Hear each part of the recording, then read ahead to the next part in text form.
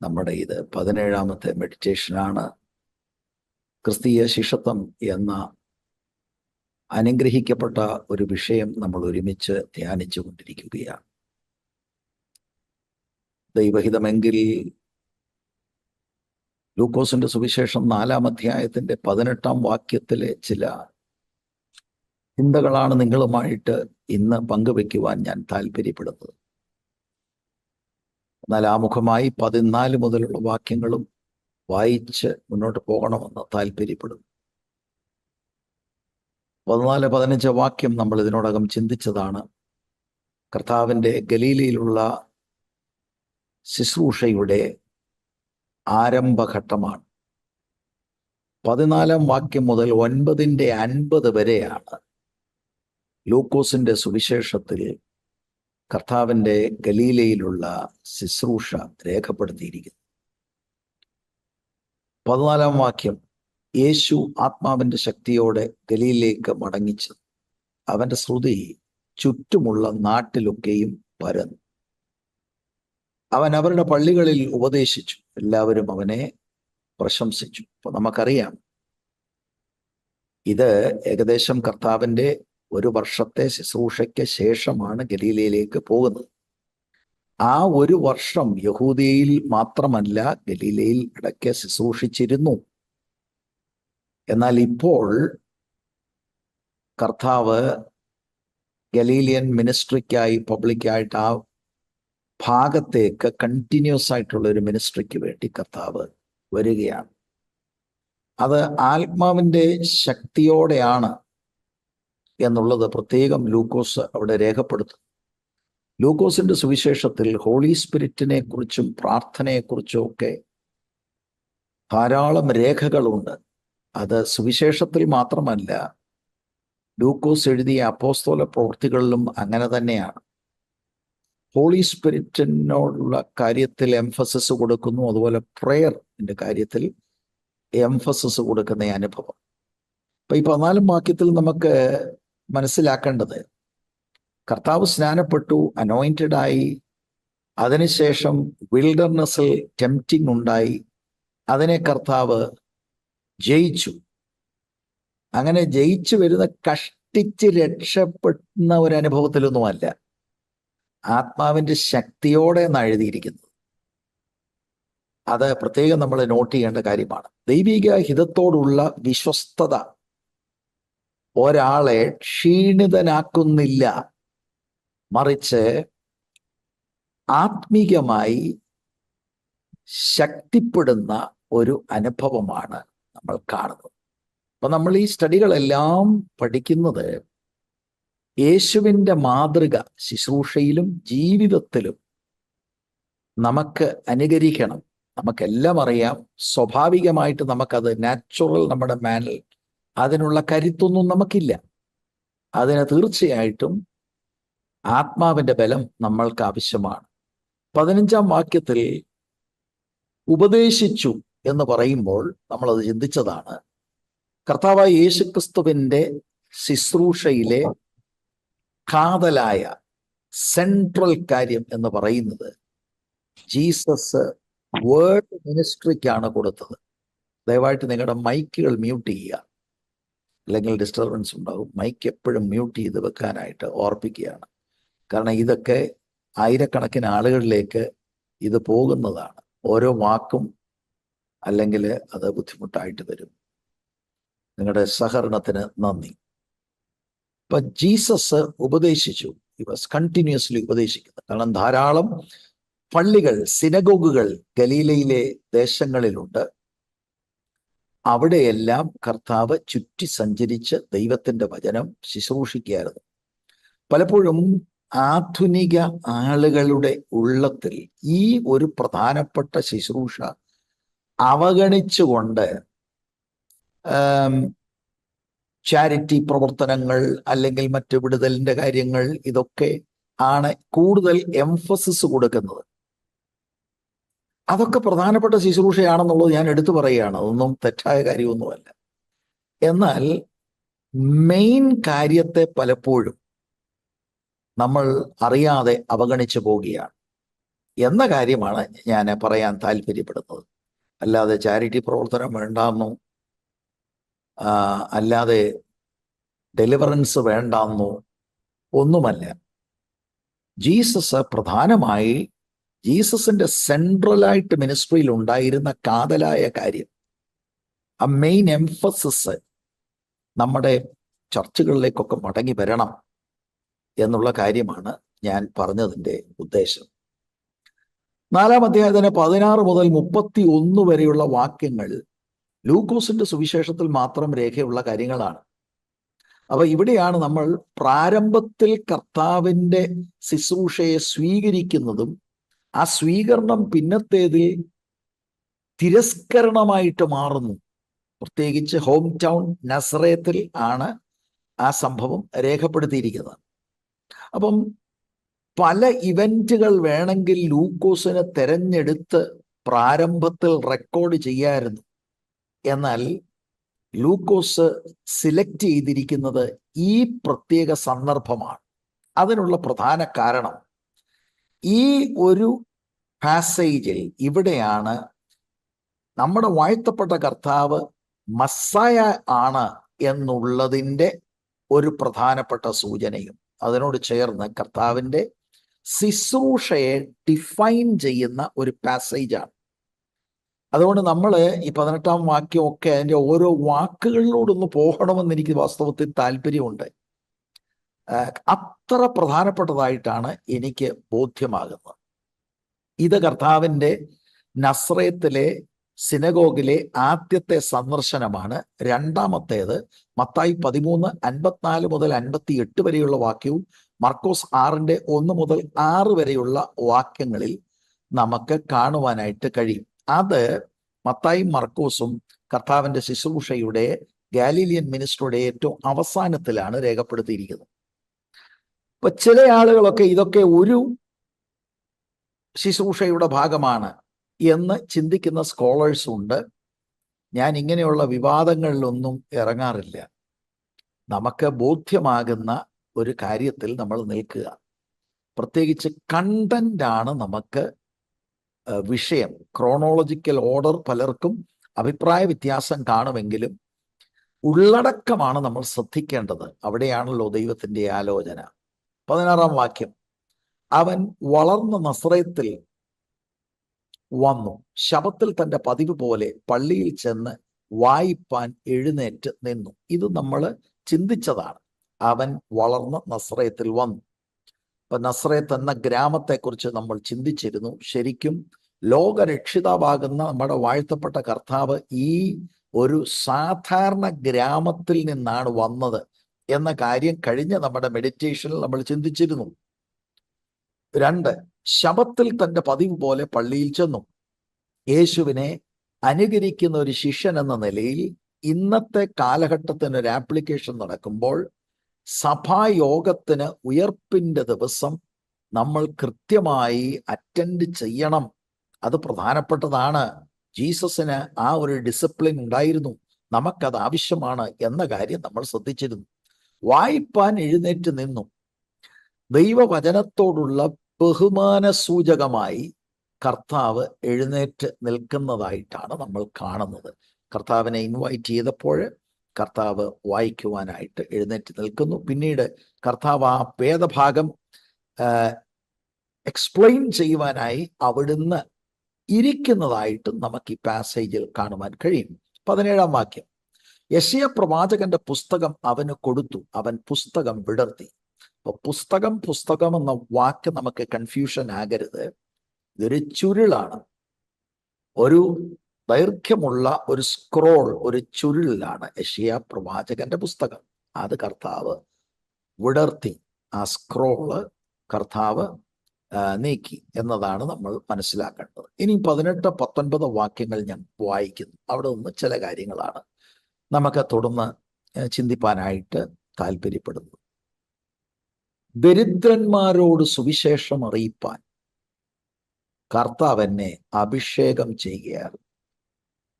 അവൻ്റെ ആത്മാവ് എൻ്റെ മേൽ ഉണ്ട്. ബദ്ധന്മാർക്ക് വിടുതലും കുരുടന്മാർക്ക് കാഴ്ചയും പ്രസംഗിപ്പാനും പീഡിതന്മാരെ വിടുവിച്ചയപ്പാനും കർത്താവിൻ്റെ പ്രസാദവർഷം പ്രസംഗിപ്പാനും എന്നെ അയച്ചിരിക്കുന്നു എന്ന് എഴുതിയിരിക്കുന്ന സ്ഥലം കണ്ടു. അപ്പൊ ഇത് യെശയ്യാ പ്രവചനം 61 1-2 വാക്യങ്ങളാണ്. അതിനോട് ചേർന്ന് യെശയ്യാ പ്രവചനം 58:6 ആ പാസേജിൽ നിന്നും കർത്താവ് രേഖപ്പെടുത്തുന്നുണ്ട്. ഇങ്ങനെ 2 പാസേജുകളാണ് കർത്താവ് വായിക്കുന്നത്. എന്നാൽ ശ്രദ്ധേയമാകുന്ന വിഷയം യെശയ്യാ പ്രവാചകന്റെ പുസ്തകം 61:1-2 ആ വേദഭാഗത്തിൽ 2-ാം വാക്യത്തിന്റെ ആദ്യ ഭാഗം മാത്രമേ വായിക്കുന്നുള്ളൂ. യഹോവയുടെ പ്രസാദവർഷവും നമ്മുടെ ദൈവത്തിന്റെ പ്രതികാര ദിവസവും പ്രസിദ്ധമാക്കുവാനും ദുഃഖിതന്മാരെയൊക്കെയും ആശ്വസിപ്പാനും ആ ഭാഗം വായിക്കാതെ യഹോവയുടെ പ്രസാദവർഷവും എന്ന ഭാഗം കർത്താവ് വായിച്ച് അവിടെ നിർത്തുന്നതായിട്ടാണ് കാണുന്നത്. അത് ഞാൻ പിന്നീട് പറഞ്ഞുകൊള്ളാം. അത് നിങ്ങളുടെ ശ്രദ്ധയിൽ ഒന്ന് കൊണ്ടുവന്നു എന്ന് മാത്രമേ ഉള്ളൂ. അപ്പൊ ഈ 18-ാം വാക്യവും 19-ാം വാക്യവും, അതിൽ 18-ാം വാക്യം സംക്ഷിപ്തമായി മശിഹായുടെ ശുശ്രൂഷയെ സംഗ്രഹിക്കുന്നതാണ്. മശിഹായുടെ ശക്തമായ ശുശ്രൂഷകളെ ക്രോഡീകരിച്ചുകൊണ്ട് ഒരു വാക്യത്തിനകത്ത് ഉൾപ്പെടുത്തിയിരിക്കുന്നതായിട്ട് നമുക്ക് കാണാൻ കഴിയും. ആ വാക്യത്തിൽ 4 പ്രധാനപ്പെട്ട മെറ്റഫോഴ്സ് ആണ് ഉപയോഗിച്ചിരിക്കുന്നത്. ബന്ധിക്കപ്പെട്ട പാപികളായ മനുഷ്യരെ സൂചിപ്പിക്കുന്ന, വിവരിക്കുന്ന 4 പ്രധാനപ്പെട്ട മെറ്റഫോർ: ദരിദ്രന്മാർ, ബദ്ധന്മാർ, കുരുടന്മാർ, പീഡിതർ. ഇങ്ങനെ 4 പ്രധാനപ്പെട്ട പ്രയോഗങ്ങളാണ് പാപികളെ വിവരിക്കുവാനായി ഇവിടെ ഉപയോഗിക്കപ്പെട്ടിരിക്കുന്നത്. ഇങ്ങനെയുള്ളവരെ ദൈവം വിടുവിക്കുവാൻ ആഗ്രഹിക്കുന്നു. അതിനാണ് ദൈവത്തിന്റെ പുത്രനായ യേശുക്രിസ്തു വന്നിരിക്കുന്നത്. കർത്താവിന്റെ മിനിസ്ട്രിയെ വിവരിക്കുന്ന 4 പ്രയോഗങ്ങളാണ്. അപ്പോൾ ഈ സാദൃശ്യങ്ങൾ, ഈ മെറ്റഫോറുകൾ മനുഷ്യന്റെ എന്ന് പറഞ്ഞാൽ എല്ലാ മനുഷ്യന്റെയും ആത്മീക നിലവാരത്തെ ഡിസ്ക്രൈബ് ചെയ്യുന്നതാണ്. വിശുദ്ധനായ ദൈവത്തിന്റെ മുൻപിൽ സകല മനുഷ്യരുടെയും ആത്മീക സ്ഥിതിയെ വിശേഷിപ്പിക്കുന്ന പ്രയോഗമാണ്. അവർ ദരിദ്രരാണ്, ബദ്ധന്മാരാണ്, കുരുടരാണ്, പീഡിതരാണ്. അപ്പം ഈ വിഷയത്തെ സംബോധന ചെയ്തുകൊണ്ടാണ് രക്ഷകനാകുന്ന നമ്മുടെ വാഴ്ത്തപ്പെട്ട കർത്താവ് പ്രസംഗിക്കുന്നത്. മനുഷ്യന്റെ ആവശ്യം പ്രൈമറിലി അവന്റെ സ്പിരിച്വൽ നീഡാണ്. പലർക്കും അതിനെക്കുറിച്ച് ബോധ്യമില്ല എങ്കിലും ദൈവത്തിന്റെ ദൃഷ്ടിയിൽ മനുഷ്യന്റെ ഏറ്റവും വലിയ ആവശ്യം അവന്റെ ആത്മീകമാകുന്ന പ്രശ്നത്തിന്റെ പരിഹാരമാണ്. ഈ പാപം മനുഷ്യനെ ആന്തരികമായി ദരിദ്രരാക്കുന്നു, ഞെരിച്ച് മനുഷ്യനെ ബന്ധിയാക്കുന്നു, ആത്മീകമായ അന്ധത പിടിപ്പിക്കുന്നു, അവന്റെ വ്യക്തിത്വത്തെ തന്നെ തകർത്ത് കളയുന്നതാണ് പാപം. അപ്പൊ ഞാനും നിങ്ങളും കർത്താവിനെ അനുഗമിക്കാൻ ആഗ്രഹിക്കുന്നു. ആ വീക്ഷണത്തിൽ നമ്മൾ ഇത് കാണണം. അങ്ങനെയാണെങ്കിൽ നമ്മുടെ മിനിസ്ട്രി, ദൈവം ഓരോരുത്തർക്കും ഓരോ മിനിസ്ട്രി എന്നിട്ടുണ്ട്. What is the primary focus? നാം ഉൾപ്പെട്ടു നിൽക്കുന്ന ദൈവസഭയുടെ പ്രൈമറി ഫോക്കസ് എന്താണ്? ചാരിറ്റി പ്രവർത്തനം തെറ്റല്ല, കമ്പാഷൻ മിനിസ്ട്രീസ് തെറ്റല്ല, ഇതെല്ലാം ഞാൻ സമ്മതിക്കുന്നു. എന്നാൽ സെൻട്രലായിട്ട് നിൽക്കേണ്ടത് എന്താണ്? കർത്താവ് രോഗികളെ സൗഖ്യമാക്കി, കർത്താവ് വിശക്കുന്നവർക്ക് ഫുഡ് കൊടുത്തു. ഇതിനൊന്നും ഒരു തർക്കവുമില്ല. ദൈവസഭ ഇതെല്ലാം ചെയ്യേണ്ടതാണ്. എന്നാൽ പ്രൈമറിലി എന്താണ്? ഇത് നമ്മളൊന്ന് മനസ്സിലാക്കുമ്പോൾ നമ്മുടെ വ്യക്തിപരമായ ശുശ്രൂഷയും നാം ഉൾപ്പെട്ടു നിൽക്കുന്ന ദൈവസഭയുടെ ശുശ്രൂഷയും ദൈവവചനത്തോട് അലൈൻഡ് ആണോ എന്നുള്ളത് ശോധന ചെയ്യുകയും നമ്മുടെ വാഴ്ത്തപ്പെട്ട കർത്താവിന്റെ കാൽ ചുവടുകളെ പിൻപറ്റുവാനായി നാം സമർപ്പിക്കപ്പെടുകയും ചെയ്യേണ്ടത് ആവശ്യമാണ്. അപ്പോൾ ജീസസ് മനുഷ്യന്റെ ഈ ആത്മീക ആവശ്യം, അതായത് മനുഷ്യന്റെ പ്രധാന പ്രശ്നമാകുന്ന പാപത്തെ ഡീൽ ചെയ്യുകയാണ്. അതിനാണ് നമ്മുടെ വാഴ്ത്തപ്പെട്ട കർത്താവ് വന്നിരിക്കുന്നത്. എന്നാൽ ഈ ലോകത്തിലെ എല്ലാ മതങ്ങളും ചിന്തിക്കുന്നത് അവർക്ക് ഈ പ്രശ്നത്തിന് പരിഹാരമുണ്ടെന്നും അവര് വെച്ചിരിക്കുന്ന ഓരോ വഴികളിലൂടെ അവരുടെ അനുയായികൾ കടന്നു പോകുമ്പോൾ മനുഷ്യന്റെ ഈ പ്രധാനപ്പെട്ട പ്രശ്നമാകുന്ന പാപത്തിന് അതാത് മതങ്ങൾ പ്രശ്ന പരിഹാരം കൊടുക്കുന്നു എന്നും ചിന്തിക്കുന്നവരാണ് ഈ ലോകത്തിലെ ആളുകളൊക്കെ. ആ നിലയിൽ കർത്താവ് പറയുന്നത് ദരിദ്രനാണ്, മനുഷ്യൻ ചിന്തിക്കുന്നവൻ സമ്പന്നനാണെന്നാണ്. അവന്റെ പാപത്തിന് പരിഹാരമായി അവൻ എന്തൊക്കെയോ കണ്ടുപിടിച്ചിട്ടുണ്ട് എന്ന നിലയിൽ സാധാരണ മതത്തിന്റെ അനുഷ്ഠാനങ്ങൾ ഒക്കെ ചെയ്തു വരുന്ന ആളുകൾ ചിന്തിക്കുന്നത് അവർ സമ്പന്നരാണ്, അവർ സ്വതന്ത്രരാണ്, അവർ ആരോഗ്യവാന്മാരാണ് എന്ന് അവർ ചിന്തിക്കുന്നു. സുവിശേഷത്തിന്റെ സത്യം ഗ്രഹിക്കുന്നതിന് മുൻപ് ഇതാണ് സാധാരണ മനുഷ്യന്റെ ചിന്ത. സുവിശേഷം സത്യമായി ഒരുവൻ കേൾക്കുമ്പോഴാണ് അവൻ ശരിക്കും ജീവനുള്ള വിശുദ്ധനായ ദൈവത്തിന്റെ മുൻപാകെ നിൽപ്പാൻ അയോഗ്യനാണ് എന്ന ബോധ്യം അവനുണ്ടാകുന്നത്. അല്ലെങ്കിൽ മനുഷ്യർ ചിന്തിക്കുന്നത് God will surely accept me because of my good works, because I belong to this religion, because I have done such and such a good thing. കർത്താവ് സംബോധന ചെയ്യുന്നത് കുരുടർക്ക് കാഴ്ച, ബദ്ധന്മാർക്ക് വിടുതൽ, ദരിദ്രർ എന്നൊക്കെയുള്ള വാക്കുകളാണ്. മതഭ്രാന്തന്മാർക്ക് തിരിയാത്ത വാക്കുകളാണ്. ശരിക്കും ഈ ഓരോ മതത്തിൻ്റെയും ആചാരങ്ങൾ അനുഷ്ഠാനങ്ങളിലൂടെ ദൈവവുമായിട്ട് ബന്ധപ്പെടുവാനായി ശ്രമിക്കുന്ന സകല ആളുകളും വാസ്തവമായി ദരിദ്രരാണ്, വാസ്തവമായി ബന്ധിക്കപ്പെട്ടവരാണ്, വാസ്തവമായി അന്ധരാണ്, വാസ്തവമായി പീഡിപ്പിക്കപ്പെട്ടവരാണ്. കാരണം പാപത്തിന് പരിഹാരം ലഭിച്ചിട്ടില്ല. They are in bondage. ശിഷ്യത്വ പാഠമാണെങ്കിലും കർത്താവായ യേശുക്രിസ്തുവിലൂടെയുള്ള ആത്മരക്ഷ സ്വീകരിക്കാത്ത, അനുഭവിക്കാത്ത ആരെങ്കിലും ഈ സൂമിലോ അല്ല പിന്നീട് ഇത് അനേക ആയിരങ്ങളിലേക്ക് എത്തുമ്പോൾ എന്നെ കേൾക്കുന്നുണ്ടെങ്കിൽ കർത്താവായ യേശുക്രിസ്തുവിലൂടെ അല്ലാതെ പാപത്തിന് പരിഹാരമില്ല. ദൈവം വെച്ചിരിക്കുന്ന ഒറ്റ വഴിയേ ഉള്ളൂ പാപത്തിന് പരിഹാരത്തിന്. It is through our Lord Jesus Christ. മറ്റൊരുത്തരിലും രക്ഷയില്ല. നാം രക്ഷിക്കപ്പെടുവാൻ ആകാശത്തിന്റെ കീഴിൽ മനുഷ്യരുടെ ഇടയിൽ നൽകപ്പെട്ട ഒരു നാമമേ ഉള്ളൂ.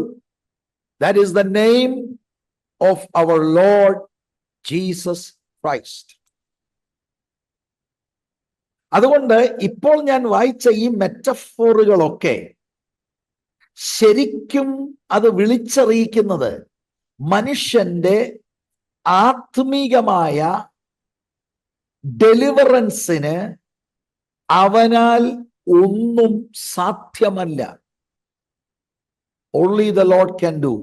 മശിയായുടെ ആ ശുശ്രൂഷയിലൂടെ മാത്രമേ അവർക്ക് ഇറ്റേണൽ പണിഷ്മെന്റിൽ നിന്ന് ഡെലിവറൻസ് ഉള്ളൂ. അതിനു വേണ്ടിയാണ് കർത്താവായ യേശുക്രിസ്തു ഈ താണഭൂമിയിൽ വന്നിരിക്കുന്നത്. അതിന് ഞാന് നിങ്ങളെ ഒരു വാക്ക് കാണിക്കാം. നിങ്ങൾ നോക്കിക്കേ, ഈ 18-19 വാക്യങ്ങളിൽ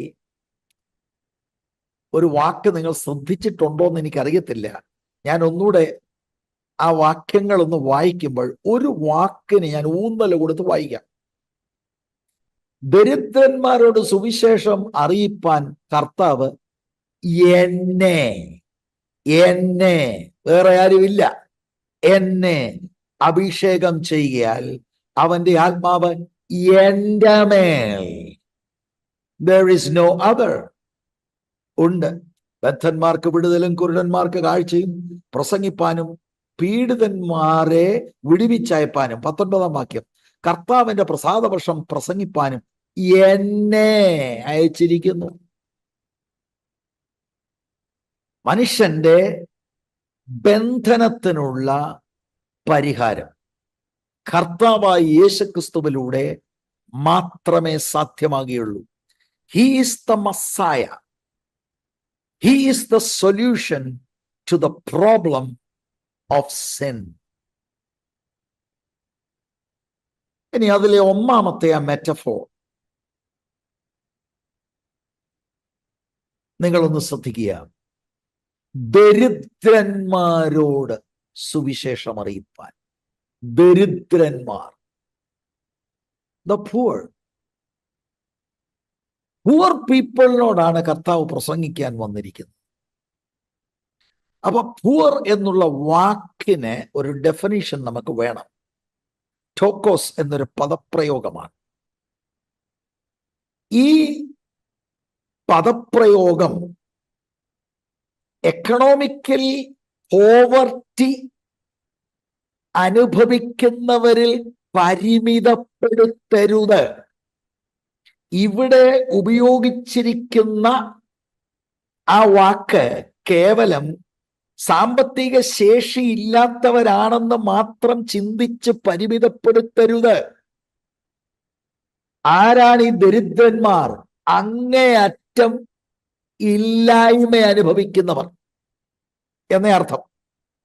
അല്ലെങ്കിൽ കടുത്ത ദാരിദ്ര്യം അനുഭവിക്കുന്നവർ എന്ന് പറഞ്ഞാൽ ഞാൻ ഉദ്ദേശിക്കുന്നത് കേവലം ഭൗതിക തലമല്ല, ആത്മീകമായി.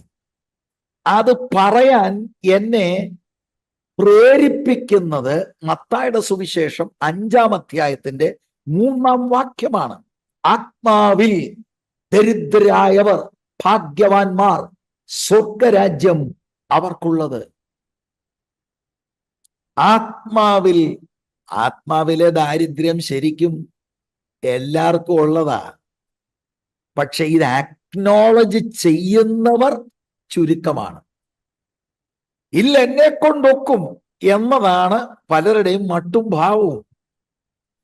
എനിക്ക് വിശുദ്ധനായ ദൈവത്തിന്റെ മുൻപാകെ നിൽപ്പാൻ ഞാൻ അയോഗ്യനാണ്, I do not have any resources എന്ന് സ്വയം വിലയിരുത്തി മനസ്സിലാക്കിയ ആ സ്വന്തമായിട്ടുള്ള ആത്മീക ദാരിദ്ര്യം തിരിച്ചറിഞ്ഞയാൾ ദരിദ്രന്മാർ. പാപം നമ്മെ എല്ലാവരെയും ആത്മീകമായി ദരിദ്രരാക്കുന്നു. പാപം നമ്മുടെ എല്ലാവരുടെയും സ്വഭാവം വികലമാക്കുന്നു. പാപം നമുക്ക് പാപ സ്വഭാവത്തിന്റെ മേൽ ജയിക്കുവാൻ ശക്തിയില്ലാതെയാക്കുന്നു. ദരിദ്രന്മാർ അങ്ങനെ ആവശ്യത്തെ തിരിച്ചറിയുന്നവരോടാണ് ജീസസിന് ഗോസ്പൽ പ്രീച്ച് ചെയ്യാനുള്ളത്.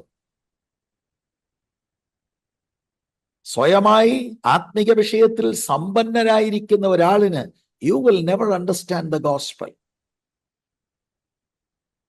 സുവിശേഷത്തിലൂടെ ദൈവത്തെക്കുറിച്ചും നമുക്കൊരു വെളിപ്പാടുണ്ടാകുന്നു. നാം നമ്മെക്കുറിച്ച് തന്നെ അറിയുന്നു. നമ്മൾ ഉദ്ദേശിക്കുന്ന ടീമല്ല നമ്മൾ. We are helpless in our sinful state. ആ ദാരിദ്ര്യം തിരിച്ചറിയാം. ഈ ടോക്കോസ് എന്ന പദപ്രയോഗം എന്ന് പറഞ്ഞാൽ ആത്മീകമായി നിങ്ങൾ ചിന്തിക്കുമ്പോൾ ഞാൻ ഒരു അക്ഷരീകമായ ഉദാഹരണം, ഭൗമിക ഉദാഹരണം പറയാം. ധനവാന്റെയും ലാസറിന്റെയും ചരിത്രത്തിൽ ആ ലാസർ എന്ന് പറയുന്ന ദരിദ്രൻ ധനവാന്റെ മേശയിൽ നിന്ന് വീഴുന്നത് തിന്ന് വിശപ്പടക്കുവാൻ ആഗ്രഹിച്ചു. അതുപോലെ ആത്മീകമായിട്ടുള്ള ഒരാൾ, he has absolutely no resources at all, completely in bondage to sin. ഇതാണ് എല്ലാ മനുഷ്യന്റെ സ്ഥിതി, whether you realize it or not. This is what the Bible says. നീതിമാൻ ആരുമില്ല, ഒരുത്തൻ പോലുമില്ല, എല്ലാവരും പാപം ചെയ്തു ദൈവ തേജസ് നഷ്ടപ്പെടുത്തിയിരിക്കുന്നു. ഏതെങ്കിലും നിലയിൽ എൻ്റെ ഈ വാക്കുകൾ അവിടുത്തെ യൗവനക്കാരായ ആൺകുട്ടികൾ പെൺകുട്ടികൾക്ക് കേൾക്കുവാൻ സാധിച്ചാൽ അവരോടും ദൈവസ്നേഹത്തിൽ എനിക്ക് പറയാനുള്ളത്, എന്തൊക്കെ പുറത്ത് കാണിച്ചാലും ആന്തരികമായി we are like the poor beggar. ഈ ആത്മാവിലെ ദാരിദ്ര്യമാണ് ശരിക്കും മാത്യു 5:4 പറയുന്നത്. മോർണിംഗ് എൻ്റെ ദാരിദ്ര്യം തിരിച്ചറിഞ്ഞ് ഞാൻ പൊട്ടിക്കരയുകയാണ്. I cannot stand before God. അവിടുത്തെ നീതി എനിക്ക് കണക്കിട്ടെങ്കിൽ മാത്രമേ എനിക്ക് വിടുതലുള്ളൂ. എനിക്ക് സ്വയനീതിയില്ല. God will not accept me. God will only accept me by imputing his own righteousness to me. അങ്ങനെ ഒരു ദാരിദ്ര്യം, ഒന്നുമില്ലാത്ത അനുഭവം. പൊങ്ങച്ചം പറയുന്ന സകല പുള്ളികളും മനസ്സിലാക്കണം. യെശയ്യാ പ്രവചനം 64:6 വാക്യത്തിന്റെ 2-ാം ഭാഗം, ഞങ്ങളുടെ നീതിപ്രവർത്തികളൊക്കെയും കറ പുരണ്ട തുണി പോലെയാണ്. ഞാൻ ചില ആളുകളോടൊക്കെ സുവിശേഷം പങ്കുവയ്ക്കും വ്യക്തിപരമായി. അങ്ങനെ പങ്കുവെക്കുന്ന സമയത്ത് വളരെ ലളിതമായിട്ട് ഞാൻ ചോദിക്കാറുണ്ട്, സ്വർഗത്തിൽ പോകുന്നു ഉറപ്പുണ്ടോ? അപ്പൊ ചിലർ പറയും, ഓഹോ പിന്നെന്താ, സ്വർഗത്തിൽ ഞങ്ങൾ പോകുമല്ലോ. അപ്പൊ ഞാൻ വളരെ സിമ്പിളായിട്ട് ചോദിക്കുക, അതെന്താ അത്ര തൻ്റെ ഇടത്തോടെ പറയാൻ കാരണം? എന്നോട് എത്രയോ ആളുകൾ പറഞ്ഞിട്ടുണ്ട്, ഞാൻ ആരെയും ഒന്നും ദ്രോഹിച്ചിട്ടൊന്നുമില്ല,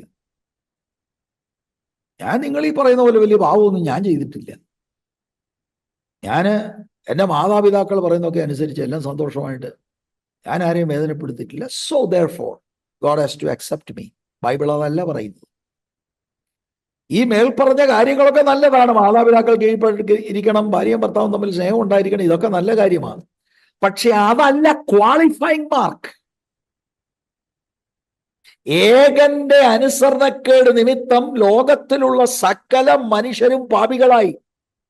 അമ്മയുടെ ഉദരത്തിൽ ഒരു കുഞ്ഞ് ഉരുവാകുമ്പോൾ that is a sinner before a holy God. ഒരു സിൻഫുൾ നേച്ചർ നമ്മുടെ അകത്ത് വരികയാണ്. നിങ്ങളുടെയൊക്കെ കൊച്ചുമക്കളും മക്കളെയൊക്കെ ഒന്ന് വാച്ച് ചെയ്താൽ മതി. കൊച്ചുമക്കൾ 2 വയസ്സാകണ്ട, അതിന് മുമ്പിൽ തന്നെ അതിൻ്റെ ആ പിടിവാശിയും അതിൻ്റെ ആ നുണപറച്ചിലും ഇതൊക്കെ ആരും പഠിപ്പിച്ചതല്ല. ആദാമ്യ കുലത്തിൽ പിറന്നത് കൊണ്ട് ഓട്ടോമാറ്റിക്കായിട്ട് വരികയാണ്. തിരിച്ചറിവിന്റെ പ്രായമാകുമ്പോൾ അതിന് ബോധ്യമാകണം, ഐ നീഡ് ഡെലിവറൻസ്. ആ deliverance comes only through our Lord Jesus Christ. ഒരു മതശ്രേഷ്ഠനും പറ്റത്തില്ല, ഒരു പള്ളിക്കും പട്ടക്കാരനും പറ്റത്തില്ല, ഒരു പാസ്റ്റർക്കും പറ്റത്തില്ല. It comes only by the substitutionary death of our Lord Jesus Christ. നമ്മൾ ചോക്കോസാണ്, ദരിദ്രരാണ്. ഈ നീതിക്ക് വേണ്ടി, ഈ നീതി ഇല്ലാതെ we are a nobody. ദൈവം ഇംപ്യൂട്ട് ചെയ്യണം. ഈ ദരിദ്രന്മാരോടാണ് സുവിശേഷം അറിയിക്കാൻ, പ്രസംഗിക്കാൻ കർത്താവ് വന്നിരിക്കുന്നത്. മശിഹായ്ക്ക് മാത്രമേ ഈ ആത്മരക്ഷ തരാൻ കഴിയത്തുള്ളൂ. ആർക്കാണ് കൊടുക്കുന്നത്? To those who acknowledge that they are poor spiritually. എന്നെ കേട്ടുകൊണ്ടിരിക്കുന്ന എല്ലാ യങ്സ്റ്റേഴ്സ്, പ്രായമുള്ളവർ സകലരും മനസ്സിലാക്കണം. Even if you know the whole Bible by heart, you are still a sinner. ആന്തരികമായി ദൈവവുമായി വ്യക്തിപരമായ ബന്ധം ക്രിസ്തുവിലൂടെ ഉണ്ടാകണമെങ്കിൽ അതിൻ്റെ ആദ്യത്തെ പടി, you must recognise that you are a sinner before a holy God. ഒരിക്കലേ ഞാൻ വായിക്കാൻ തക്കവണ്ണം ഇടയായി തീർന്നു. യെരുശലേമിലൊരു മനുഷ്യനെ അവിടെ കടന്നുപോയി. ഒരു പണ്ഡിതനായ മനുഷ്യനാണ്, അവിടുത്തെ യൂണിവേഴ്സിറ്റിയിൽ എങ്ങാണ്ട് പോയതാണ്. അപ്പൊ അദ്ദേഹം ഒരു ആളിനെ കണ്ടു. അങ്ങനെ അവര് തമ്മിൽ സംസാരിക്കുന്ന വേളയില് ഈ ആത്മീക മനുഷ്യന് ബോധ്യമായി അദ്ദേഹത്തിന് മൂലഭാഷയിൽ ബൈബിൾ കാണാതറിയാമോ, പഴയ നിയമ കാര്യങ്ങളൊക്കെ കാണാതറിയാം. അദ്ദേഹം ഓർത്ത്, അങ്ങനെ ഇപ്പൊ ഒരാളിന് കാണാതെ പഠിക്കാൻ ഒക്കൂ. ഏതായാലും ഒരു പരീക്ഷണത്തിന് അദ്ദേഹത്തെ വിധേയപ്പെടുത്തി. അപ്പൊ അദ്ദേഹം ഈ ആത്മീയനായ മനുഷ്യരോട് ചോദിക്കണേ, ഞാൻ എവിടാ തുടങ്ങണ്ടേ എന്നാ. അദ്ദേഹം പറഞ്ഞൊരു കാര്യം ചെയ്യും, സങ്കീർത്തനം പറയാൻ. സങ്കീർത്തന പുസ്തകം 1-ാം സങ്കീർത്തനം തൊട്ടങ്ങ് പറയുക, മൂലഭാഷയിൽ അങ്ങ് പറയുക. ഇത് കുറേ നേരമായി. അപ്പൊ ഇദ്ദേഹത്തിന് തൃപ്തിയായി, ശരിക്കും ഈ മനുഷ്യന് കാണാതറിയാം. അദ്ദേഹം പറഞ്ഞു, നിർത്താൻ പറഞ്ഞു.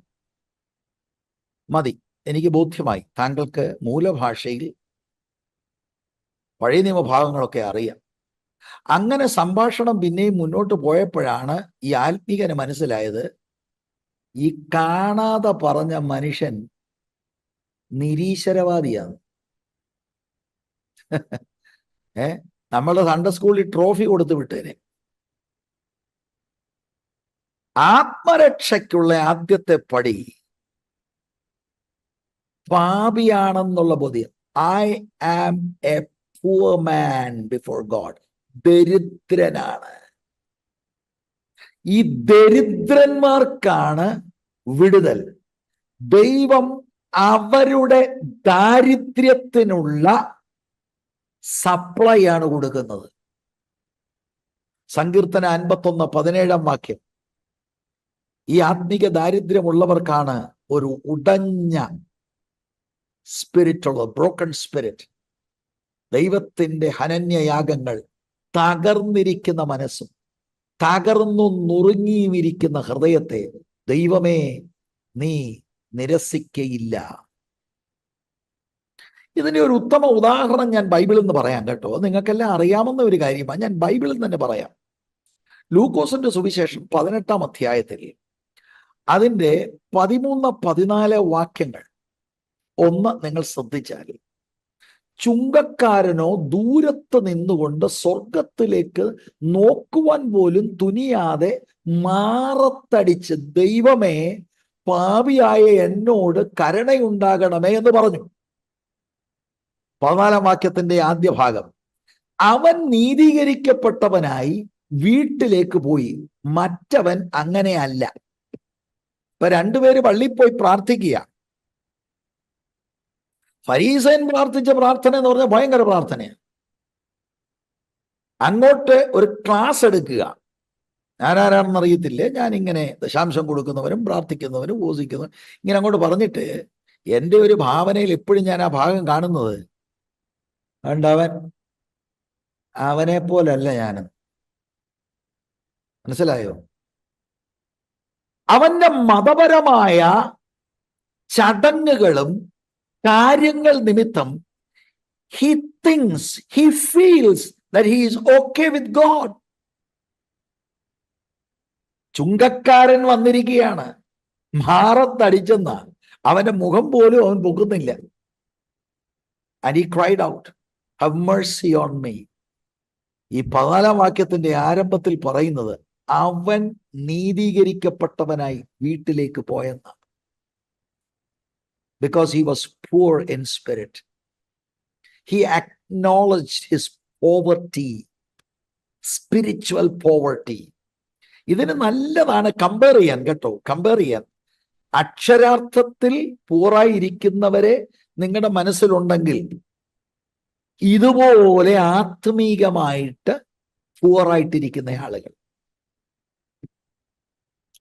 വെളിപ്പാട് പുസ്തകം 3-ാം അധ്യായം 17-ാം വാക്യം, അതിന്റെ ആരംഭ ഭാഗം.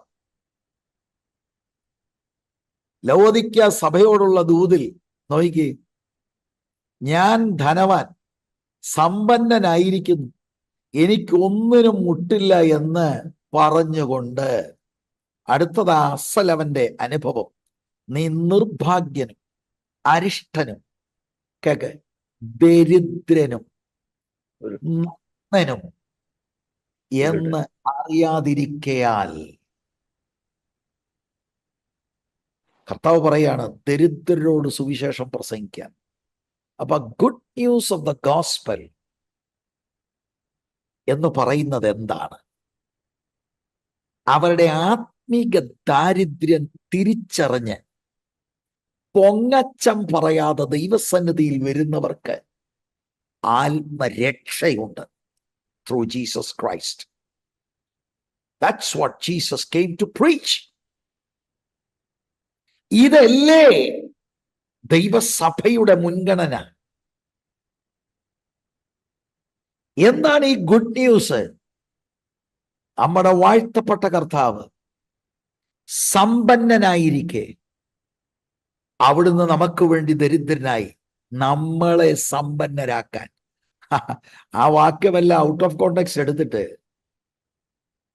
ഭൗതിക സമ്പന്നത കിട്ടുമെന്ന് വ്യാഖ്യാനിക്കുന്ന പുള്ളികളും ഉണ്ട്. Praise the Lord. ഇപ്പൊ വാഴ്ത്തപ്പെട്ട കർത്താവ് നമുക്ക് ഓഫർ ചെയ്യുന്നത് നിത്യജീവനാണ്. പാപത്തിന്റെ ശക്തിയുടെ മേൽ ഉള്ള ജയമാണ് through his ministry. And that's what he came to preach. പിന്നെ ഒരു കാര്യം കൂട്ടിച്ചേർത്ത് മുന്നോട്ട് പോകാം. ദരിദ്രർ എന്നുള്ളത് ഞാൻ ഇപ്പോൾ വ്യാഖ്യാനിച്ചത് ഭൗതിക ദാരിദ്ര്യത്തിൽ മാത്രം നമ്മൾ ആ വാക്കിനെ ഒതുക്കരുത്. ഇവിടെ ഉപയോഗിച്ചിരിക്കുന്നതിൻ്റെ ഇന്റൻഷൻ ഈസ് സ്പിരിച്വൽ പോവർട്ടി, ആത്മീക ദാരിദ്ര്യം. അവരുടെ ദാരിദ്ര്യം തിരിച്ചറിയുന്ന ആളുകൾക്ക് സുവിശേഷത്തിലൂടെ വിടുതലുണ്ട്.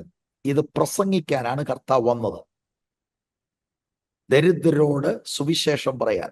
18-ാം വാക്യം അതാണ് പറയുന്നത്, ദരിദ്രന്മാരോട് സുവിശേഷം അറിയിപ്പാൻ. You cannot make it, you are helpless, you are on your way to destruction എന്ന ബോധ്യമുള്ളവർ, they have the good news preached to them. Jesus അതിനാ വന്നത്. അപ്പൊ ഇത്രയും ഞാൻ ഇങ്ങനെ പറഞ്ഞാലും ഒരു കാര്യം ഒന്ന് എംഫസിസ് ഞാൻ കൊടുക്കാം. സുവിശേഷം മിക്കപ്പോഴും ഏറ്റെടുക്കുന്നത് ഭൗതിക ദാരിദ്ര്യം ഉള്ളവരാണെന്നുള്ളത് ഒരു സത്യം കൂടെയാണ്, അല്ലേ?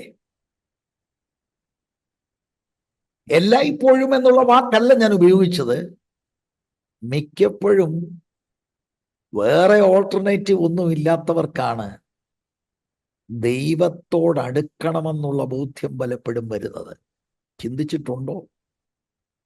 കൊരിന്ത്യർക്ക് പൗലോസ് ലേഖനം എഴുതുമ്പോൾ 1 കൊരിന്ത്യ ലേഖനം 1-ാം അധ്യായത്തിന്റെ 26 മുതൽ 29 വരെയുള്ള വചനങ്ങൾ നമ്മൾ പലപ്പോഴും വായിക്കുകയും ചിന്തിക്കുകയും ഒക്കെ ചെയ്തിട്ടുള്ള വാക്യങ്ങളാണ്. സഹോദരന്മാരെ, നിങ്ങളുടെ വിളിയെ നോക്കുവീൻ. ലോകാഭിപ്രായ പ്രകാരം ജ്ഞാനികൾ ഏറെയില്ല, ബലവാന്മാർ ഏറെയില്ല, കുലീനന്മാർ ഏറെയില്ല. ജ്ഞാനികളെ ലജ്ജിപ്പാൻ ദൈവം ലോകത്തിൽ ഭോഷത്വമായത് തിരഞ്ഞെടുത്തു. ബലമുള്ളതിനെ ലജ്ജിപ്പിപ്പാൻ ദൈവം ലോകത്തിൽ ബലഹീനമായത് തെരഞ്ഞെടുത്തു. ഉള്ളതിനെ ഇല്ലായ്മയാക്കുവാൻ ദൈവം ലോകത്തിൽ കുലഹീനവും നികൃഷ്ടവുമായത് ഏതുമില്ലാത്തതും തിരഞ്ഞെടുത്തു.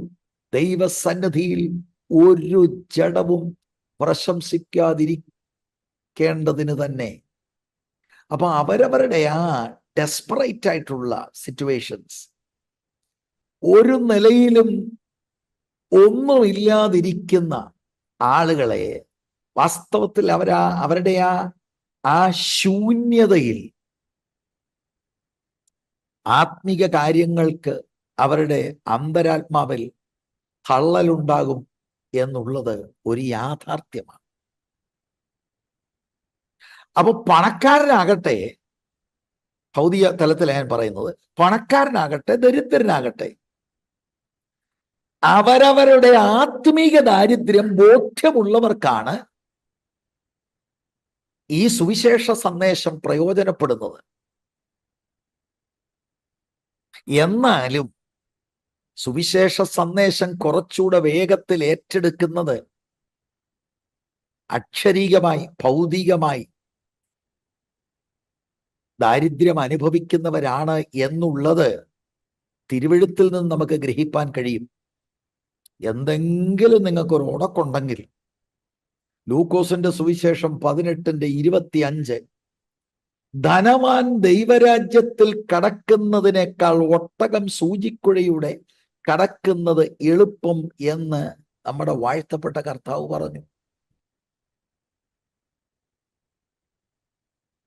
യാക്കോബിന്റെ ലേഖനം 2:5, യാക്കോബ് നോക്കി എന്താ എഴുതുന്നത്? ദൈവം ലോകത്തിൽ ദരിദ്രരായവരെ വിശ്വാസത്തിൽ സമ്പന്നരും തന്നെ സ്നേഹിക്കുന്നവർക്ക് വാഗ്ദത്തം ചെയ്ത രാജ്യത്തിന്റെ അവകാശികളുമാക്കേണ്ടതിന് തിരഞ്ഞെടുത്തില്ലയോ? അപ്പൊ പണമായിപ്പോയി, എന്ത് ചെയ്യും? ആ പണം ആത്മീകതയ്ക്ക് തടസ്സമാകരുത്. Humble yourself and trust God for the salvation of your soul. Praise the Lord. ദൈവം പിന്നാട്ടെ, ഓ എന്തോ നീ പാപം. ആഹാ, അതുകൊണ്ടാണ് പ്രസംഗികൾ ഇപ്പൊ പാപത്തെക്കുറിച്ച് പറയാത്തത്. കർത്താവായ യേശുക്രിസ്തുവിനെ അനുഗമിക്കുന്ന ശുശ്രൂഷകരെ, he came to Nazareth into the synagogue and he wants to tell how people can be delivered from sin. Sin is the main problem. അല്ലാതെ ഗ്രീൻ കാർഡ് കിട്ടുന്നതിനെ കുറിച്ച് നസറത്തിൽ പ്രവചിക്കുകയല്ല. ഞാനൊരു ആനുകാലിക ആപ്ലിക്കേഷൻ നടത്തിയ, നാളെ എന്നോടാരും വാട്സാപ്പിൽ ചോദിക്കല്ല അങ്ങനെ ബൈബിളിൽ ഏത് വാക്യമാ ഗ്രീൻ കാർഡ് കിട്ടുന്ന എഴുതിയെന്ന് പറഞ്ഞാൽ ഈ ആനുകാലിക ആപ്ലിക്കേഷൻ നടത്തിയതാണ്. ഇപ്പൊ വരുന്ന പ്രസംഗകർക്കും പ്രവാചകന്മാർക്കും എല്ലാം പറയാനുള്ളത് അല്ല. അങ്ങനെ ഇപ്പൊ പറഞ്ഞാലും പ്രശ്നമാ. നിങ്ങളുടെ വീട്ടിൽ ആ രാത്രി 11 മണിക്ക് വിളിച്ച് ഇവനെ ഞെക്കിപ്പിഴിഞ്ഞ് പ്രസംഗിക്കുക, അല്ലെ പ്രവചിക്കുക, ഒന്നുകൂടെ പ്രാർത്ഥിച്ച് നോക്കിക്ക് എന്ന് പറഞ്ഞ് ഇദ്ദേഹത്തെ ഇരുത്തുമ്പോ, മകളെ നീ സ്വർഗത്തിൽ പോകുന്ന ആളല്ല എന്ന് പറഞ്ഞാൽ ചെക്ക് പോയി. മനസ്സിലായോ?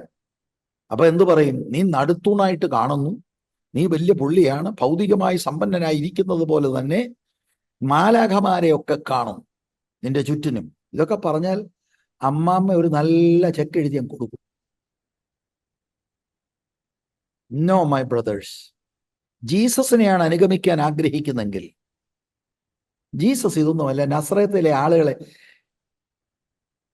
ഏകദേശം 30 വയസ്സ് വരെ നസ്രത്തുകാർക്ക് ആളിനെ അറിയാം.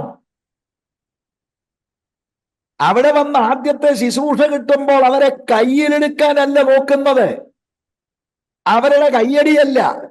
ശ്രദ്ധിക്കണം, ഞാൻ ഇന്ന് അത്ര എനിക്ക് പോകാനൊക്കത്തില്ല, എന്നാൽ ഈ വേദഭാഗം നമ്മൾ അവസാനിക്കുമ്പോൾ ആദ്യം ലാവണ്യ വാക്കുകൾ നിമിത്തം അപ്രീഷിയേറ്റ് ചെയ്തവർ കൊല്ലാൻ തുടങ്ങിയെന്ന. ശരിക്ക് പ്രസംഗിച്ചാൽ ഉണ്ടല്ലോ അങ്ങനെയാണ് സംഭവിക്കുന്നത്. മുഖം നോക്കാതെ പ്രസംഗിച്ചാൽ അങ്ങനെയാണ് സംഭവിക്കുന്നത്.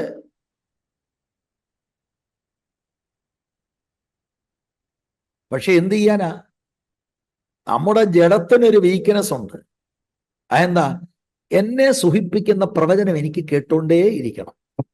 പ്രത്യേകിച്ച് ഒരു പൊതു സദസ്സിൽ നമ്മളെ ഒന്ന് മകനെ, ഫ്ലൈറ്റിൽ നിന്ന് ഫ്ലൈറ്റിലേക്ക് ഇറങ്ങാതെ വണ്ണം നീ ഇതാ ശുശ്രൂഷയുടെ ചാലുകൾ നിനക്ക് വേണ്ടി തുറക്കുന്നു എന്നൊക്കെ പറഞ്ഞ് അങ്ങോട്ട് പറയാൻ തുടങ്ങിയാൽ നമുക്കത് വലിയ ഗംഭീരമായിട്ട് തോന്നും. ഞങ്ങളിവിടെ ഒരു കൺവെൻഷൻ നടത്തുക, നമ്മുടെ യൗവനക്കാരൊക്കെ അവിടെ ഇറങ്ങി ഈ കട്ടൗട്ടുകൾ വെക്കുകയും ആളുകളെ കണ്ട് ഡോർ ടു ഡോർ ഇത് കൊടുക്കുകയൊക്കെ ചെയ്യുന്നു. അപ്പോൾ ഒരു പുള്ളിയെ കണ്ടു. ആ പുള്ളി പറഞ്ഞ ഞാൻ ഇങ്ങനെയൊക്കെ ഓരോ കാര്യങ്ങളൊക്കെ കൊടുത്തു, ഇന്ന് ദൈവം മാനിച്ചു. എന്താ ദൈവം മാനിച്ചത്? ഫ്ലൈറ്റിൽ നിന്ന് ഇറങ്ങാൻ നേരമില്ല. എനിക്കറിയത്തില്ല ഇതിൻ്റെ അർത്ഥം എന്താണെന്ന്. ഫ്ലൈറ്റ് അറ്റൻഡൻ്റ് ആണോ വേറെ എന്തെങ്കിലും തൊഴിലാണോ എന്തുവാ ഇതിൻ്റെ അർത്ഥമെന്നൊന്നും എനിക്കറിയത്തില്ല. ഇതൊക്കെയാണ് ആളുകൾ പിടിച്ചിരിക്കുന്നത്.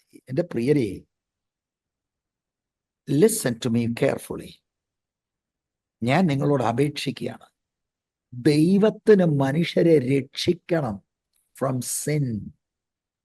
That's the main thing. Let us keep the main thing as the main thing. മനുഷ്യരുടെ പാപത്തിൽ നിന്ന് ദൈവത്തിന് മനുഷ്യനെ രക്ഷിക്കാൻ ദൈവത്തിന്റെ പുത്രനായ യേശുക്രിസ്തുവിനെ ഈ താണഭൂമിയിലേക്ക് അയച്ചു.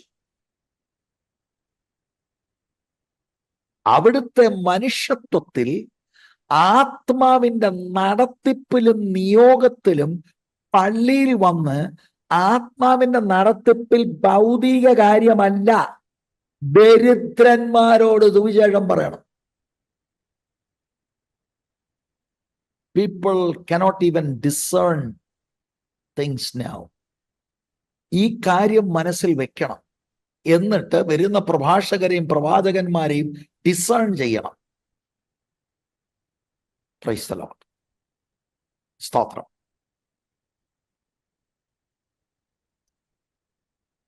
കർത്താവ് ആത്മാവിൽ ദാരിദ്ര്യം അനുഭവിക്കുന്നവർ, those who have acknowledged that there is no resource with them to be reconciled with God,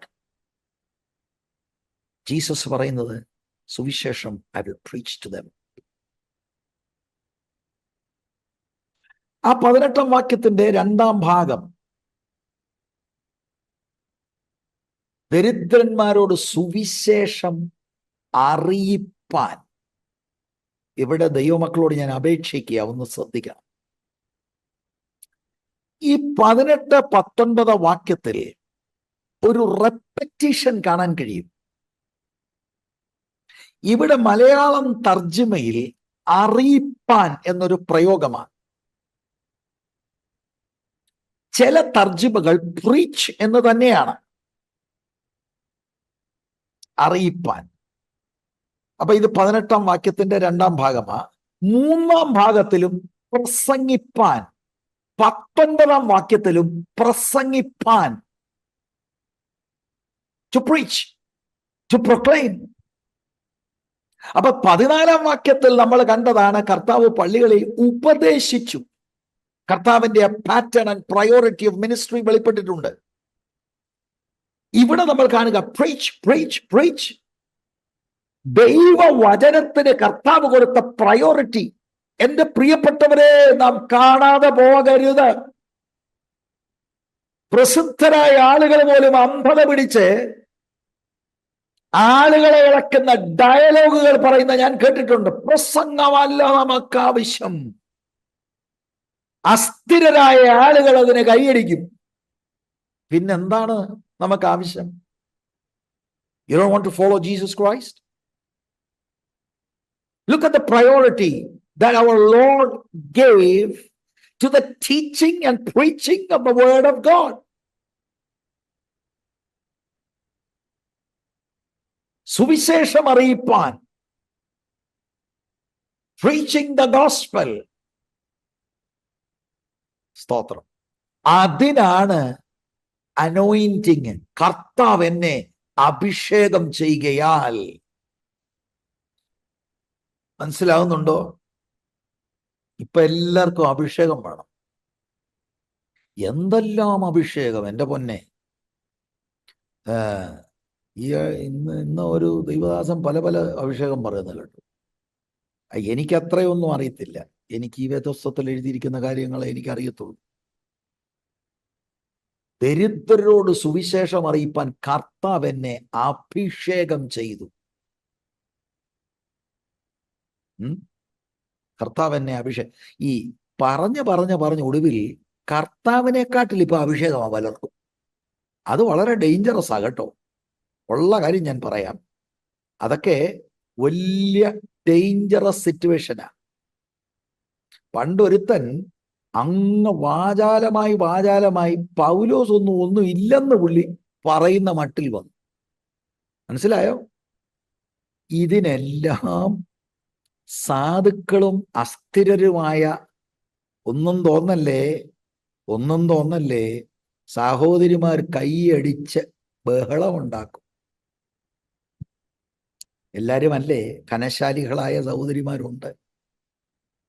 ഈ ധൃതിയിൽ എന്തെങ്കിലും വൈബ്രേഷൻ ഇട്ട് പറഞ്ഞാൽ അതെല്ലാം ആത്മാവിൽ പറയാണെന്നൊരു തെറ്റിദ്ധാരണ നമ്മുടെ ഇടയിലുണ്ട്. അങ്ങനെയൊന്നും സംഭവിക്കില്ല കേട്ടോ. എന്ന് പറഞ്ഞാൽ സൂപ്പർ ഫാസ്റ്റ് പോകുന്ന പോലെ ഉമിനീര് പോലും ഇറക്കാൻ കഴിയാതെ അതിവേഗത്തിൽ അങ്ങ് പോകുമ്പോൾ എന്തോ അഭിഷേകമാണ്. പലപ്പോഴും ഇതൊക്കെ തെറ്റിദ്ധാരണകളാണ്. എന്താണ് ഇയാൾ പറയുന്നത്? ഇത് വേദപുസ്തകവുമായിട്ട് വല്ല ബന്ധവുമുണ്ടോ എന്നുള്ളത്. ബെരോവയിലെ ഉത്തമന്മാരെ പോലെ ദൈവത്തിന്റെ തിരുവെഴുത്തുകൾ ആരാഞ്ഞ് നോക്കണം, പഠിക്കണം. അല്ലെങ്കിൽ ഈ കാലഘട്ടത്തിൽ തെറ്റിപ്പോകും. ഞാൻ പ്രിയരോട് ഒരു മുന്നറിയിപ്പ് എന്ന പോലെ പറയാം. എന്തെല്ലാം ഉപദേശം എൻ്റെ പൊന്നെ. 66 പുസ്തകങ്ങൾ അടങ്ങിയ ഒരു പുസ്തകം, വേദപുസ്തകമുണ്ട്. യോ ഓസ്ട്രേലിയയിലെ ഉപദേശം, അമേരിക്കയിലെ ഉപദേശം, ഇന്ത്യയിലെ ഉപദേശം, ആഫ്രിക്കൻ വേറൊരു ഉപദേശം, എന്തെല്ലാം ഉപദേശം. സാധുക്കളായ നമ്മുടെ പിതാക്കന്മാർ ഈ പെന്തക്കോസ്ത് സത്യത്തിന് വേണ്ടി ഇറങ്ങിയപ്പോൾ വേദപുസ്തകം വായിച്ച്, അന്ന് ഇന്റർനെറ്റും ഇല്ല, യൂട്യൂബും ഇല്ല, ഒരു പരിപാടിയും ഇല്ല. ദൈവവചനത്തെ അവര് സാക്ഷാലതായിരിക്കുന്നത് പോലെ മനസ്സിലാക്കി വിശ്വസിച്ച് മുന്നേറിയ ആളുകളുടെ പിൻതലമുറയായ നമ്മൾ എവിടെ നിൽക്കുകയാണിപ്പോൾ? ഭക്തിയോടെ അവർ ജീവിതം കാഴ്ചവെച്ചു. അവര് വിശ്വസിക്കാത്ത പല കാര്യങ്ങൾ ഇപ്പോൾ നമ്മുടെ ഇടയിൽ കടന്നുകൂടിയിട്ടുണ്ട്. അവർ ത്യജിച്ച പല കാര്യങ്ങൾ ദൈവാനുഗ്രഹമാണെന്ന് ഇപ്പോൾ ചിന്തിച്ചു വരുന്ന കാലഘട്ടമാണ്. ലോകമെനിക്കു വേണ്ട, ലോകത്തിനിമ്പം വേണ്ട, പോകണം യേശുവിൻ പാതയെ നോക്കി. പാടരുത്, ചുമ്മാ പാടരുത്. എന്തിനാ പാടി ഒരു നുണയോടെ പറയുന്നേ? എന്തിനാ വെറുതെ പാടി ഒരു കള്ളം കൂടെ പറയുന്നത്? അവരാത്മാവിൽ ഇത് പാടി, അത് അച്ചടി പുസ്തകത്തിലുണ്ട്. നമ്മൾ ഇത് ഏറ്റുപാടുമ്പോൾ അർത്ഥം അറിഞ്ഞല്ല. കാരണം ആ സമയത്ത് നമ്മൾ പാടിക്കൊണ്ട് വാട്സാപ്പ് കൂടെ ചെക്ക് ചെയ്യുന്നുണ്ട്. ഇതൊന്നും അർത്ഥമറിഞ്ഞൊന്നുമല്ല. കാലം പോയ പോക്ക് കണ്ടോ പ്രിയരെ? Let's return to the word of God. He anointed me to preach the gospel. Preach. You need to be anointed to preach. ദൈവവചനം ശുശ്രൂഷിക്കാൻ അഭിഷേകം. കർത്താവ് എന്നെ അഭിഷേകം ചെയ്യുകയാൽ 18ന്റെ 3-ാം ഭാഗമാണ്. ഇത് റെഫർ ചെയ്യുന്നത് ലൂക്കോസ് 3:22 നമ്മൾ ചിന്തിച്ചിട്ടുള്ള വേദഭാഗമാണ്. അപ്പോസ്തലപ്രവൃത്തി 10:38 കൊർന്നല്യോസിന്റെ വീട്ടിൽ പീറ്ററിന്റെ പ്രഭാഷണത്തിൽ നസ്രയനായ യേശുവിനെ ദൈവം അഭിഷേകം ചെയ്തു. കർത്താവായ യേശുക്രിസ്തുവിലുള്ള ഡിവൈൻ കമ്മീഷനിങ് ആണ് കർത്താവ് എന്നെ അഭിഷേകം ചെയ്തു. അപ്പോസ്തല പ്രവൃത്തികൾ നോക്കിയ ലൂക്കോസ് 4-ാം അധ്യായത്തിന്റെ 27-ാം വാക്യം, നീ അഭിഷേകം ചെയ്ത യേശു എന്ന നിന്റെ പരിശുദ്ധദാസന് വിരോധമായി ഹേരോദാവും പൊന്തിയോസ് പീലാത്തോസും ജാതികളും ഇസ്രായേൽ ജനവുമായി ഈ നഗരത്തിൽ ഒന്നിച്ചുകൂടി. See, Jesus the anointed one. പീറ്ററിന്റെ വാക്കുകൾ കൊർന്നല്യോസിന്റെ വീട്ടിൽ നസ്രയനായ യേശുവിനെ ദൈവം പരിശുദ്ധാത്മാവിനാലും ശക്തിയാലും അഭിഷേകം ചെയ്തു. He was anointed to preach to the poor. We need the anointing. എന്ത് ചെയ്യണം പാസ്റ്ററെ? പ്രാർത്ഥിച്ചാ മതി. ജീസസ് അതാണ് ചെയ്തത്. 1-ാം നൂറ്റാണ്ടിലെ ദൈവസഭ അതാണ് ചെയ്തത്. പക്ഷെ നമ്മുടെ പ്രശ്നം ഇതാണ്, നേരമില്ലല്ലോ പ്രാർത്ഥിക്കാനും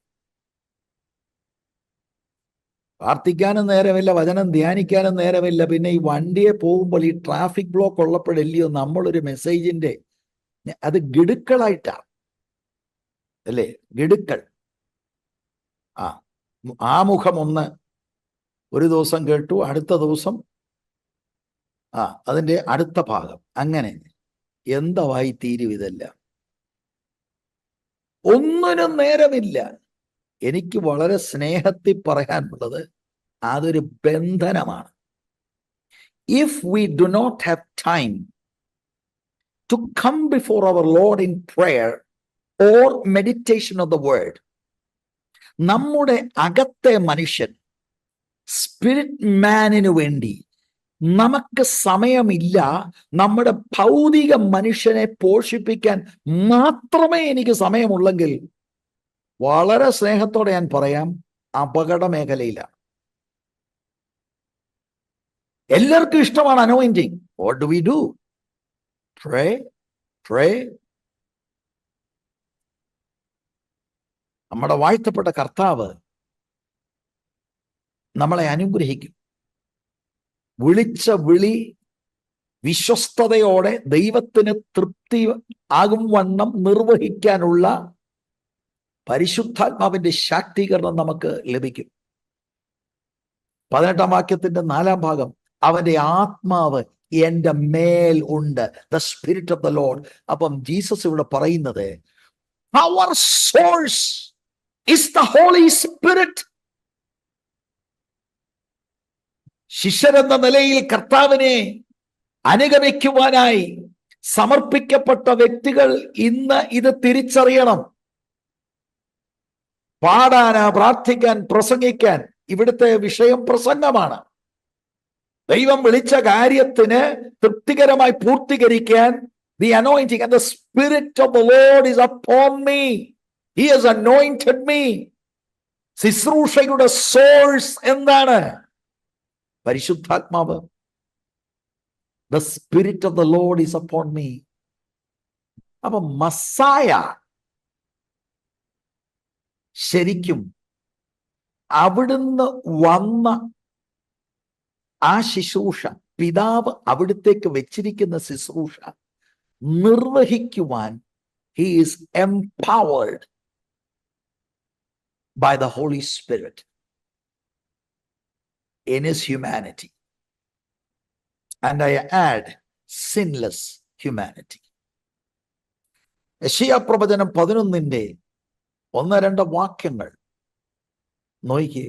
എന്നാൽ ഇശായിയുടെ കുറ്റിയിൽ നിന്ന് ഒരു മുള പൊട്ടി പുറപ്പെടും, അവന്റെ വേരുകളിൽ നിന്നുള്ള ഒരു കൊമ്പും ഫലം കായ്ക്കും.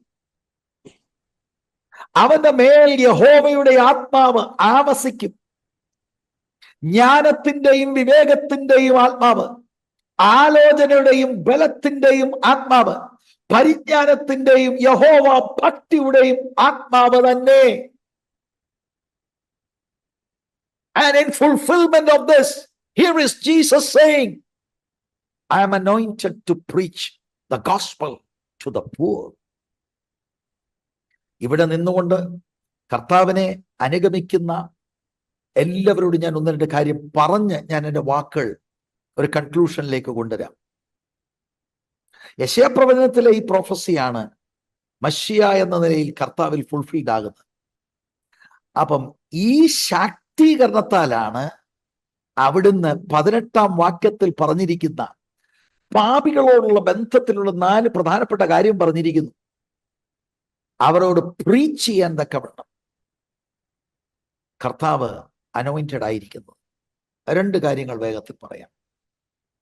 പ്രിയരെ, പരിശുദ്ധാത്മാവിന്റെ ശാക്തീകരണം ഒന്ന്, ഇപ്പോൾ ഈ കോണ്ടെക്സ്റ്റിന്റെ വെളിച്ചത്തിൽ ക്രിസ്തീയ ശുശ്രൂഷയ്ക്ക്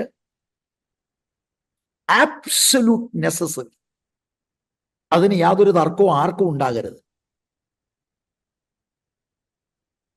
അപ്പൊ ഈ ശാക്തീകരണം ഇല്ലെങ്കിൽ എനിക്ക് വാക്യങ്ങൾ കൂട്ടിയത് സുവിശേഷം പറയാൻ ഒക്കത്തില്ലേ? സുവിശേഷം പറയാൻ ഒക്കും, ഇഫക്റ്റീവ് ആകണമെന്നില്ല. ഇഫക്റ്റീവ് ആകണമെങ്കിൽ ദ പവർ ഓഫ് ഗോഡ് ആ വാക്കുകളിൽ ഉണ്ടാകണം. ഇപ്പൊ ക്രിസ്തീയ ശുശ്രൂഷയ്ക്ക് ഇത് ആവശ്യമാണ്.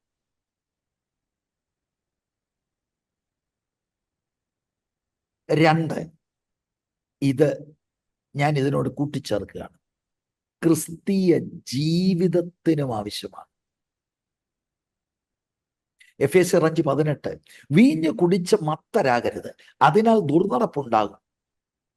ആത്മാവ് നിറഞ്ഞവരായി സങ്കീർത്തനങ്ങളാലും സ്തുതികളാലും ആത്മീയ ഗീതങ്ങളാലും നമുക്കതറിയാം. ഇവിടെ ആത്മാവ് നിറഞ്ഞവരായി എന്ന് പറയുമ്പോൾ continuously filled by the Holy Spirit. ശ്രദ്ധിക്കണം, ഇതിനോട് ചേർന്നാണ് 5:22 മുതൽ 33 വരെയുള്ള വാക്യത്തിൽ കുടുംബജീവിതത്തിന്റെ കാര്യം എഴുതിയിരിക്കുന്നത്. ക്രിസ്തീയ ജീവിതത്തിൽ ആത്മാവിന്റെ റോൾ മറന്നു പോകരുത്. ഹസ്ബൻഡിന്റെ റോളിൽ, ഭാര്യയുടെ റോളിൽ, ഇത് മുഴുവനും ആ ദൈവവചനത്തിൽ എഴുതിയിരിക്കുന്നത് പോലെ നടക്കണമെങ്കിൽ you can do it only by the power of the Holy Spirit. ക്രിസ്തു സഭയെ സ്നേഹിച്ചതുപോലെ സ്വന്തം ഭാര്യമാരെ സ്നേഹിക്കണം. Who can do that?